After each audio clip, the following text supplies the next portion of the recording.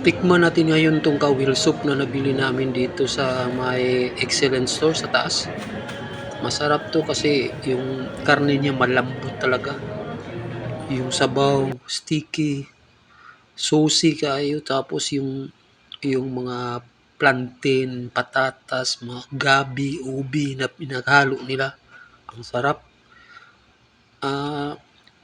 Yung taste niya, Caribbean talaga.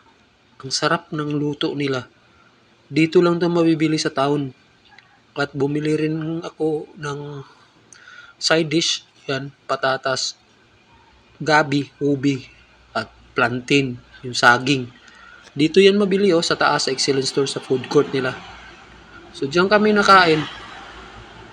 At yan, tikman natin. Promise, napakasarap nito. Yung sa mga gulay-gulay pa lang napakasarap na. Tapos yung sabaw, napakasarap. Grabe.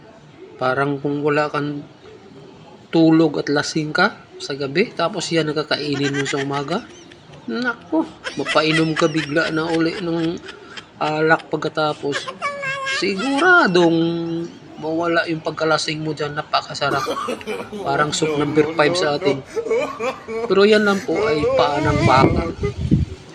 So, pinalambot nila, nilagyan ng sabaw, saka tinimplahan, Caribbean style. Napakasarap. Kaya nga ako, hindi ko nakaya yan na hindi talaga mabili yan pag napunta ako dyan. Sarap. So, try nyo rin pag pupunta kayo sa town, sa taas ng Excellent Store. Unang tindahan, yung nagtitinda ng mga roti. Doon kayo bumili. Tsaka malalaki yung slice, tingnan nyo. Yung buto niya, tsaka yung laman at taba. Ako, sarap. Iwan ko kung makalakad pa ako kumaya kasi baka to delikado to sa tuhod. Pero konti lang. Dinamihan ko ng pagkain ng patatas. Saka yung sabaw talaga sa akin yung gusto ko. Napakasarap. Parang bigla kang mawala sa earth at bumabata yung edad mo. Bigla kang lalakas. Para kang kalabaw.